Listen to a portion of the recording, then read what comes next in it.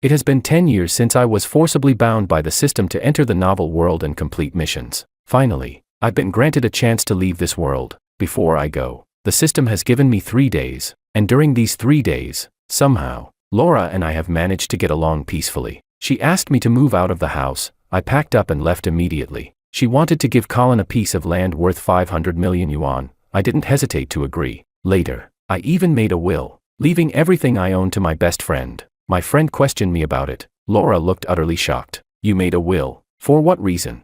Because I'm going to die. Main text. See this? It's the land Laura transferred to me. I bet you didn't know about that. Huh?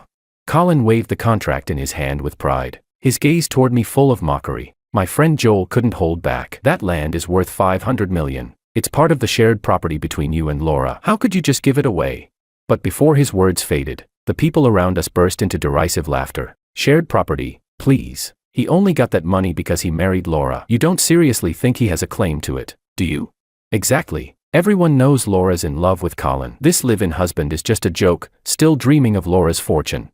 Their words were harsh, cutting. Joel wanted to argue, but I grabbed his arm. Come on, let's go have a drink. I stopped him from saying more and walked away with him. Mocking voices followed us, but I didn't even flinch. What's wrong with you? Where's your pride? Joel demanded angrily. I shook my head. It was never really mine. I don't have the right to decide what to do with it. But that wasn't the truth. That piece of land was a gift from Laura a long time ago. I never accepted it, and she said she'd keep it for me. I didn't think much of it then. Now, it all makes things easier. I know she's always felt guilty toward Colin for not marrying him, so she's been trying every possible way to make it up to him. In the past, I would have confronted her, asking, why would you give something meant for me to someone else? Do I mean that little to you? But now, it's different. I'm about to leave this place and go home. None of this has anything to do with me anymore. I'm almost free. So when Laura brought it up, I nodded without hesitation. Sure, I know you must feel uncomfortable, but this land means a lot to Colin. You should be mature about. Wait, what did you say? I can still remember the surprise on her face. I chuckled softly. I said, sure. She looked stunned, but I had already lain down, ready to sleep. Since she's fallen for another man and thinks I could never measure up to Colin, then I won't compete anymore. I don't even want her, so why would I care about the land? Colin flaunted it in front of me just to provoke me, to make me question Laura, to stir up chaos so she'd hate me even more. That way, he could swoop in to comfort the furious Laura, letting everyone see how special he was. So everyone would believe that he, not me, was the one truly meant for her. And when Laura heard about what happened, she didn't scold him for showing off. Instead, she rushed over to back him up. By doing that, she tore off the last shred of dignity I had left as her husband, and crushed it under her heel. My friend was so furious that he almost charged forward to hit someone, but I quietly began packing up my things instead. Everything I had ever used or owned, I planned to get rid of. None of it could be taken back with me, and leaving it behind would only become a burden. Better to deal with it early. Just thinking about my parents and my adorable little sister waiting for me back home made me want to sprout wings and fly there right away. Thankfully, all of this would soon be over. Laura and I hadn't had a meal together in 3 years. Today, surprisingly, she sent someone to pick me up and invited me to dinner. But the moment I arrived, she couldn't wait to pull out a pendant. It was a necklace of small blue gemstones, designed delicately, like an exploding firework. It shimmered beautifully. I could tell it was a fine piece. The gemstones were of excellent quality, though a bit small. Still, I recognized it instantly. It was the latest design by the jeweler Mickey. There were 2 versions. One was a bracelet made entirely of blue gems, showing Mickey's distinctive style. The other, this necklace, was crafted from leftover materials. Though stylish, it was merely a complimentary gift that came with the bracelet. If I wasn't mistaken, that bracelet must already be in Colin's hands. I couldn't help but laugh. She wasn't even pretending anymore. Did she really think I didn't know anything? Perhaps she forgot. Mickey is my friend. I laughed out of sheer disbelief, but she mistook it for joy and gently placed the necklace around my neck. I didn't resist, and her smile grew even brighter. Oscar, I came today because I wanted to discuss something with you. Her eyes were fixed on me, sparkling with intensity. I frowned slightly but said nothing. She went on, could you move out for a while? Colin's parents are coming to visit. When she said that, I suddenly remembered. Colin had lied to his parents, telling them he was already married. Only later did he admit the truth to Laura, and instead of getting angry, she agreed to help him continue the lie. Of course she did. It fulfilled her wish of being married to Colin, even if only through deception. In the past, I would have been furious, but now that I'm about to leave, I don't even want this woman anymore, so why would I care about moving out? Looking into her slightly guilty eyes, I nodded. Sure. When should I move? Laura stared at me in surprise. She hadn't expected me to agree so easily. Oscar, you're not angry? I chuckled and shook my head. See, she knew I'd be angry, yet she still said it anyway. That only proved that my feelings no longer mattered to her. In the past, I'd quarreled with her countless times over things like this, and every time, she'd look at me with those disappointed eyes, as if I'd committed an unforgivable sin. For her, me not refusing was already a good attitude. She could never have imagined that one day, I would agree, completely, calmly, and without resistance. You really agreed?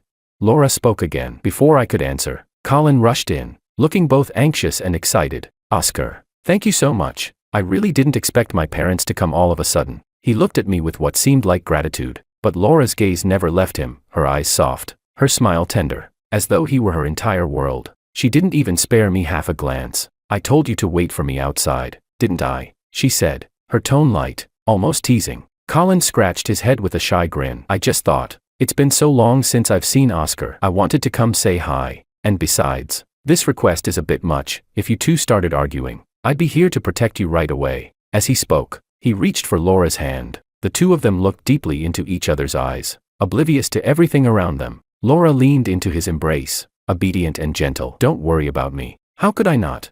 Colin wrapped his arms around her protectively, but when his eyes met mine, they were filled with smugness and mockery. He had come here on purpose, to show me how affectionate they were, to remind me that I was nothing but an outsider now. He wanted to provoke me, to make me argue with Laura again, to push her even farther away. I almost laughed out loud. He didn't need to bother. I was already letting her go, because I wanted nothing from this world anymore. When I first arrived here, my only mission was to become Laura's husband, to prevent her from ending up with Colin. At the time, I didn't understand why the system specifically targeted him, but now, I do. Colin is the kind of man who will use any means necessary to get what he wants. I once saw him slip something of his own into someone else's bag, only to accuse them of stealing. If that person hadn't insisted on calling the police, Colin would have smoothed things over and walked away clean. Anyone weaker would have been crushed under his false accusations, branded a thief for life. If someone like him were to gain money and power by being with this world's heroine, he'd turn everything upside down. The whole world would be destroyed.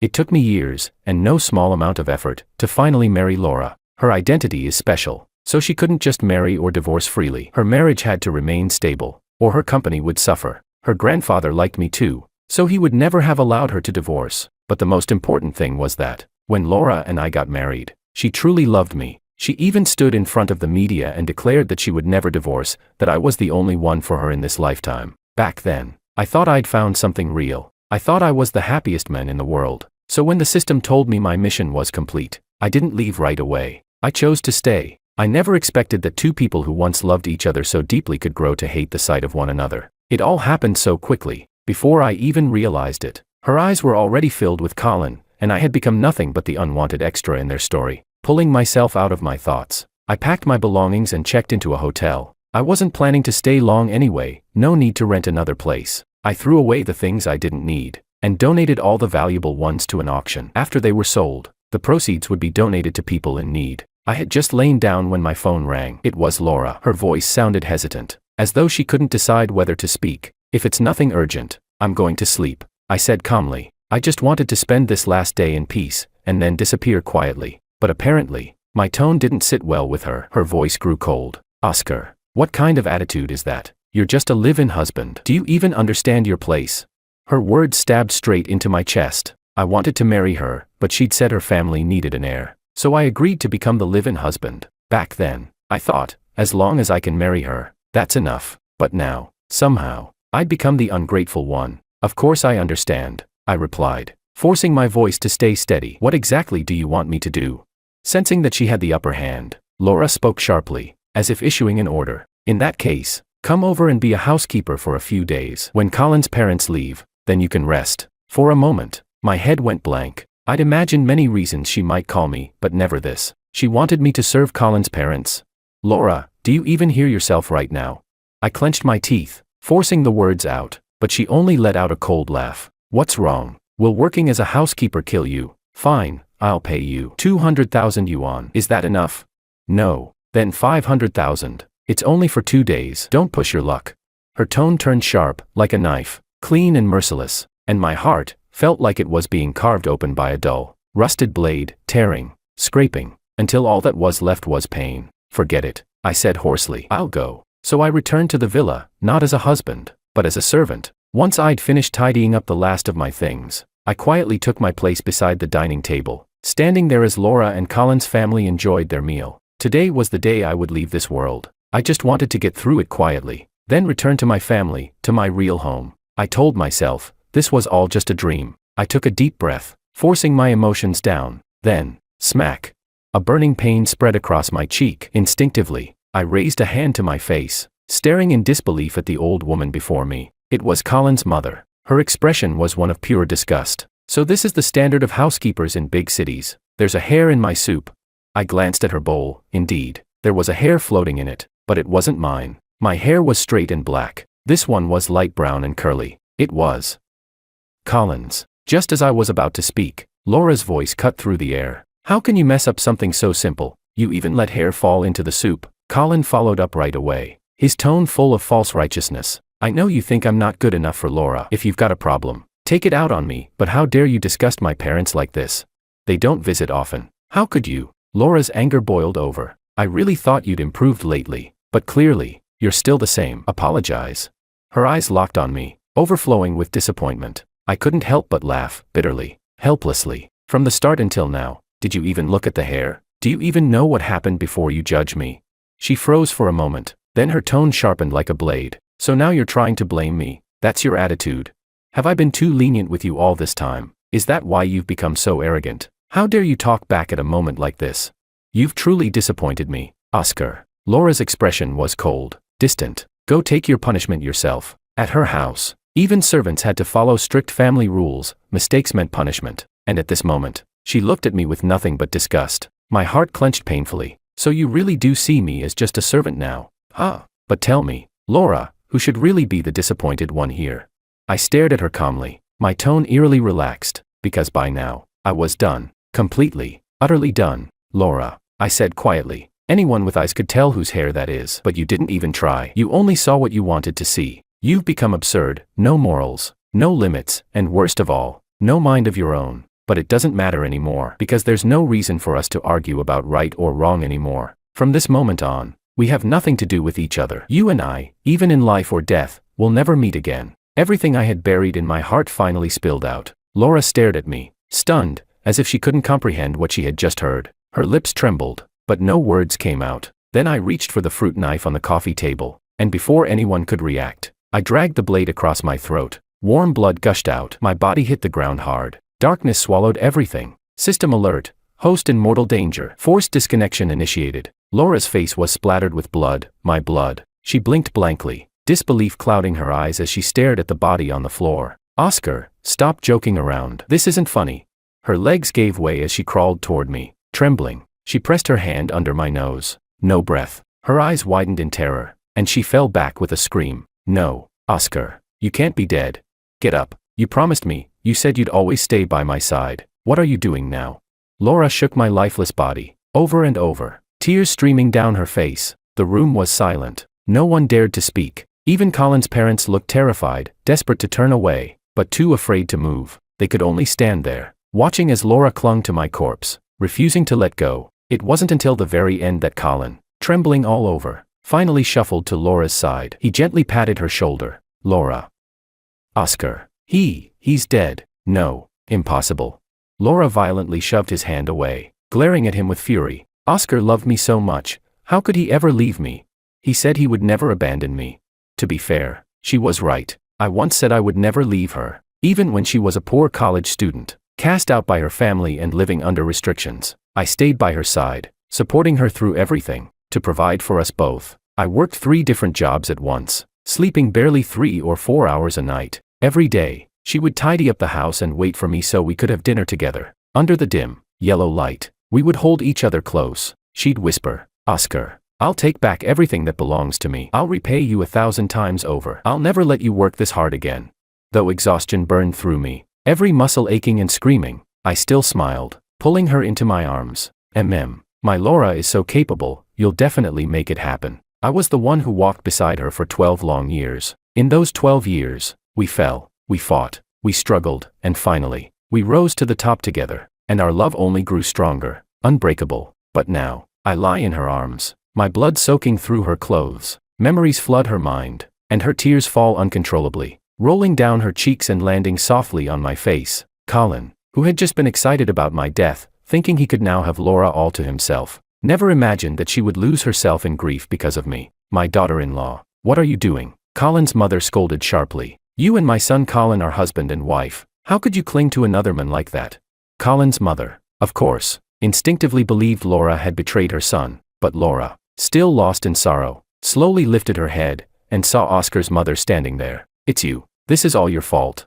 Her eyes were bloodshot as she glared at the older woman. Colin's mother froze, her expression twisting in anger. What nonsense are you spouting? I didn't kill anyone.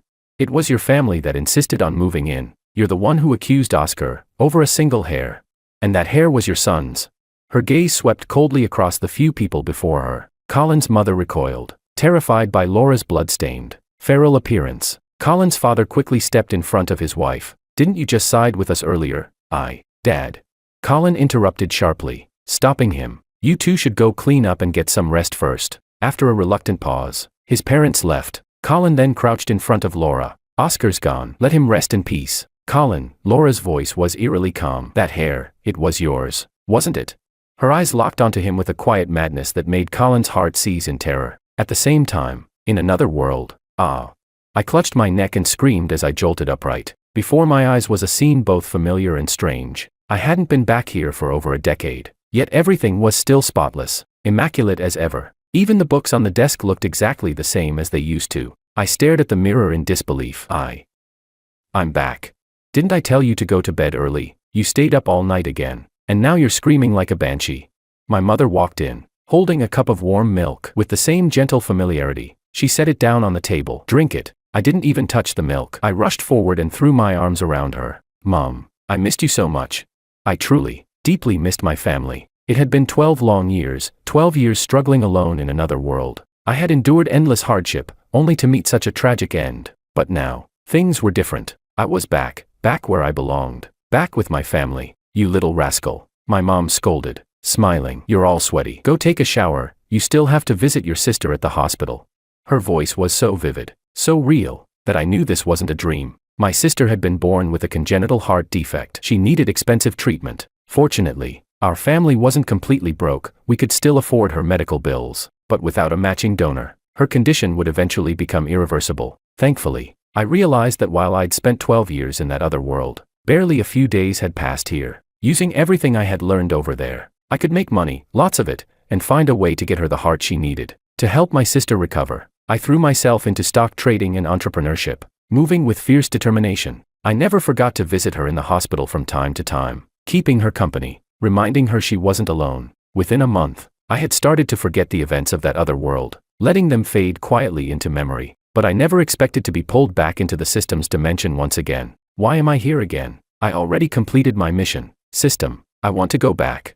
I was about to break down. I didn't want to leave my family, not for some absurd cosmic plot. I just wanted a peaceful, ordinary life. Apologies, host, for disturbing you. Since your departure, Laura has refused to bury you. She sealed your body inside a crystal coffin and stays by your side every single day. The storyline has been disrupted. The entire world is beginning to collapse. Thus, this system has no choice but to summon you back to repair the narrative. Hearing the system's words, I shook my head furiously. I don't want to. I just want to stay quietly with my family. That glittering, chaotic world was never meant for me. More importantly, Laura held far too much power now. If I returned, I would be the prey, and she the hunter. If I refuse to fix the story, does that mean I'll have to stay trapped here forever? I didn't want to see Laura again. I didn't want to return at all. If you successfully repair the world, this system will reward you with unlimited wealth, and cure your sister's illness completely. I was ready to reject it, but those last words silenced me. I pictured my sister's innocent face, those eyes full of fragile hope and yearning for freedom. Taking a deep breath, I finally nodded slowly. All right, it's a deal. The moment I finished speaking, a blinding white light flashed before my eyes. When I opened them again, the world seemed hazy, everything blurred and indistinct, as if I were peering through fog. I forced myself to stand, only to bump my head against something hard. Oscar, you're back. Clang. The mist vanished instantly, and Laura's face appeared right in front of me. I instinctively stepped back, my body trembling in fear. Laura, why won't you let me go? Looking at her, My heart sank heavily. She looked so thin now. Her hair a tangled mess. Her clothes wrinkled and disheveled. There was nothing left of the elegant, polished Laura I once knew. How could she, the woman who once cared about every strand of her hair, turn into this? I was stunned. She must have sensed something was wrong too, because she quickly panicked and brushed her messy hair behind her ears. Oscar, I always knew you wouldn't really leave me. That's why I didn't bother taking care of myself. I'll go clean up right now. I'll make myself look just like before. Her nervous, flustered expression reminded me of the first time I met her. Back then, she looked even more miserable than now, worn down and desperate, but her eyes had been clear and pure, enough to make anyone want to protect her. Laura, I said quietly, your heart belongs to Colin, so why won't you let me rest in peace? My words seemed to ease the tension in her frown. Without answering, she pulled me out of the crystal coffin, her grip firm and desperate, and dragged me toward one of the villa's rooms. I know, she said breathlessly. I know you left me because you were angry with him. I know it was all his fault. It's okay. You'll stop being angry soon. You'll see just how much I love you. Her hand clenched mine so tightly it hurt, as if she feared I'd vanish again at any moment. I couldn't help but let out a bitter laugh. Love? Whatever love we had was long destroyed the moment Colin appeared. Her words sounded absurd now, almost like a cruel joke between the two of them. I pushed open the next door, and my blood ran cold. Colin was inside, locked in a cage. The room was dark, and he was curled up in a corner like a trapped beast. The moment he saw me, he began to shriek, an unearthly sound, and lunged against the bars, desperate to tear through them, to claw my face apart. But Laura simply kicked the cage, and with one sharp clang, he went completely silent. He crouched obediently in the shadows again, but his eyes still burned into me with hatred, and when I looked closer, I froze. His tongue had been cut out. No wonder Colin hadn't said a word earlier. He couldn't. I frowned deeply. Despite everything, I didn't hate him all that much. He had fallen for Laura. It was natural that he'd do whatever it took to get close to her. But it was Laura who had failed to guard her own heart. That was why things had turned out this way. If not for her,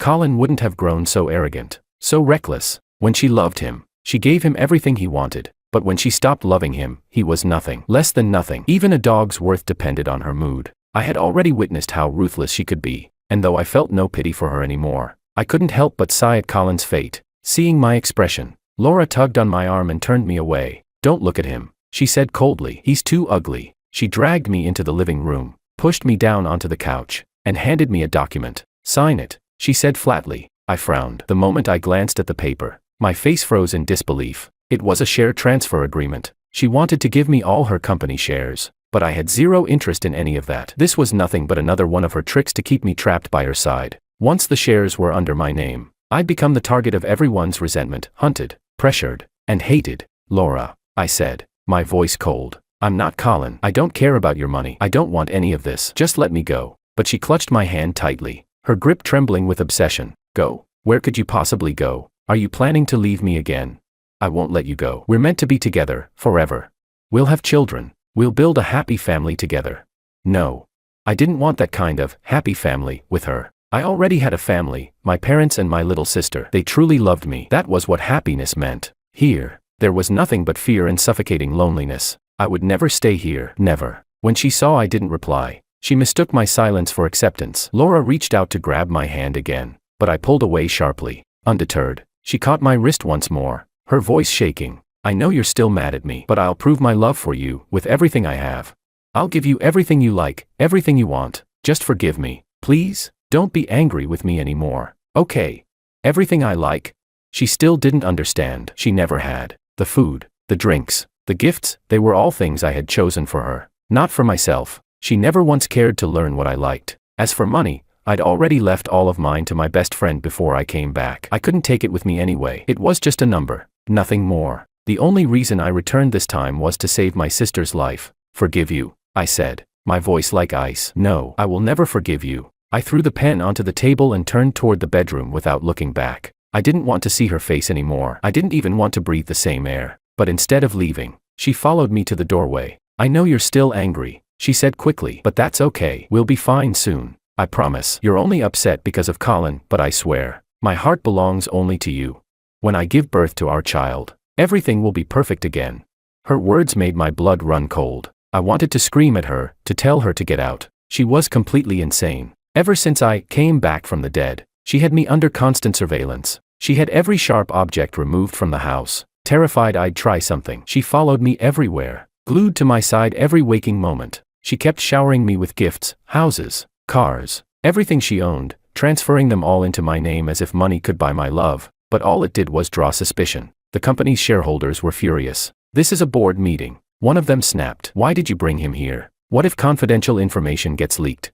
"That's right. Just because you're married doesn't mean this is a family business. Not everyone belongs in here. If you keep this up, we'll pull out our shares."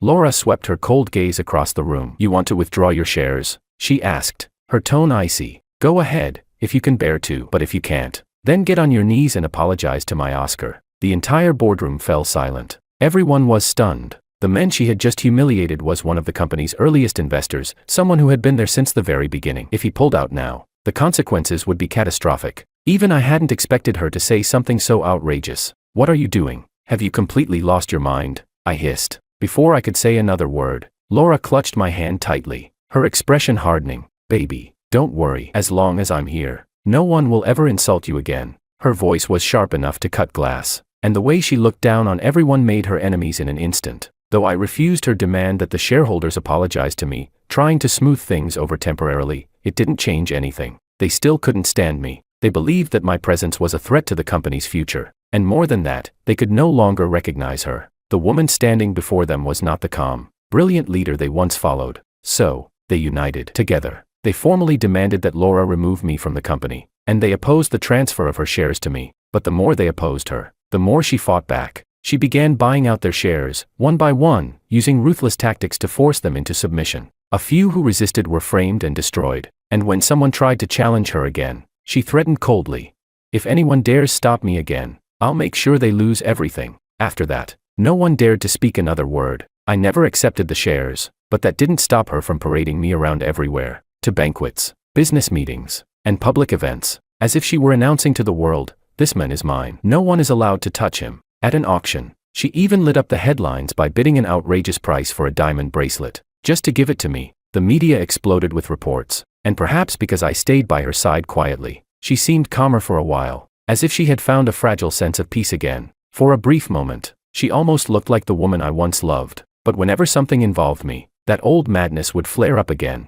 possessive, suffocating, and absolute. Soon after, she landed a massive collaboration, a deal that could elevate her company into the industry's top tier. She threw herself into the preparations, working tirelessly. Yet, even then, she never missed a single meal with me. That night, she sat by my side, peeling shrimp with delicate fingers, gently placing them into my bowl. I frowned, discomfort twisting in my chest. "How long are you going to keep this up?"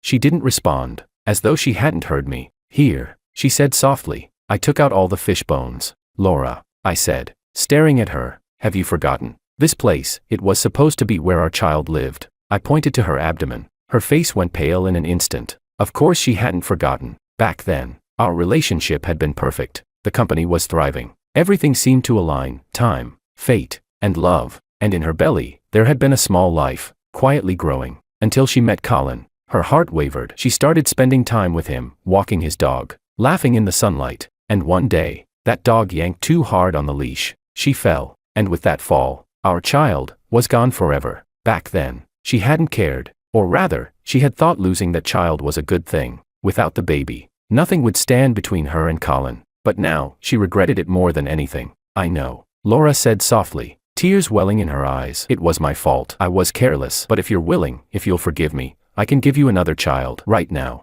She reached out to grab my hand, but I stepped back and shook my head. "No, I don't want that." She froze, her breath caught, her hand hanging awkwardly in the air. At that moment, her assistant burst into the room, pale and panicked. "Boss, bad news. The collaboration, it's fake. The other party was a shell company. As soon as the funds were transferred, they disappeared." His words drained the color from Laura's face. She turned to look at me, her expression unreadable, before saying quietly, "It's fine. I still have the most precious thing in the world." She was talking about me. I let out a soft laugh and stood up, walking toward the edge of the rooftop. "What are you doing?" Laura's voice shook as she stepped forward, panic spreading across her face. "Oscar, come back here. It's just money. We can earn it back. Everything will be fine again." "I did it once," she said desperately. "I can do it again." When I didn't respond, she edged closer, her tone breaking with fear. "Oscar, don't be impulsive. I'll make sure you have everything you want. I promise. If you die, if you dare die, I'll kill Joel."